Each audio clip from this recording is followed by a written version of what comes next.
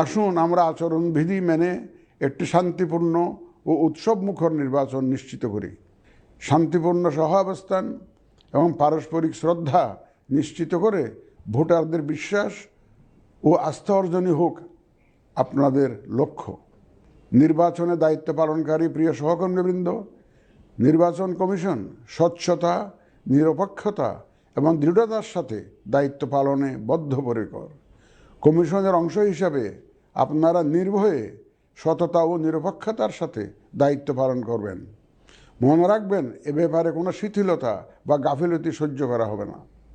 একটি সুন্দর ও গ্রহণযোগ্য নির্বাচন অনুষ্ঠানে সংবাদ মাধ্যম ও পর্যবেক্ষক সংস্থার সহকর্মীদের ভূমিকা অপরিসীম। আপনারা স্বাধীনভাবে সর্বোচ্চ পেশাদারিত্ব, নিরপেক্ষতা ও বস্তুনিষ্ঠতার সাথে আপনাদের দায়িত্ব পালন করবেন, এটিই আমাদের প্রত্যাশা। প্রিয় দেশবাসী, আমি এই পর্যায়ে নির্বাচনী তফসিল তথা নির্বাচন সংক্রান্ত সময়সূচি ঘোষণা করছি। আগামী 2026 সালের ফেব্রুয়ারি মাসের 12 তারিখ রোজ বৃহস্পতিবার 300 আসনে ত্রয়োদশ জাতীয় সংসদ সাধারণ নির্বাচন এবং একই সাথে জুলাই জাতীয় সনদ সংবিধান সংস্কার বাস্তবায়ন আদেশ 2025-এর উপর গণভোট অনুষ্ঠিত হবে। ত্রয়োদশ জাতীয় সংসদ নির্বাচনের জন্য মনোনয়নপত্র দাখিলের শেষ তারিখ আগামী 29 ডিসেম্বর 2025 রোজ সোমবার। মনোনয়নপত্র বাছাই হবে আগামী 30 ডিসেম্বর 2025 রোজ মঙ্গলবার হতে 4 জানুয়ারি 2026 রোজ রবিবার পর্যন্ত।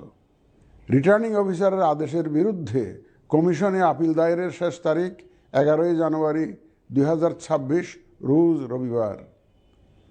কমিশনে দায়েরকৃত আপিল নিষ্পত্তির তারিখ 12 জানুয়ারি 2026 রোজ সোমবার থেকে 18 জানুয়ারি 2026 রোজ রবিবার পর্যন্ত।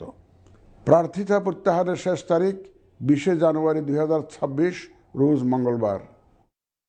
রিটার্নিং অফিসার কর্তৃক চূড়ান্ত প্রার্থী তালিকা প্রকাশ ও প্রতীক বরাদ্দ 21 জানুয়ারি 2026 তারিখ রোজ বুধবার।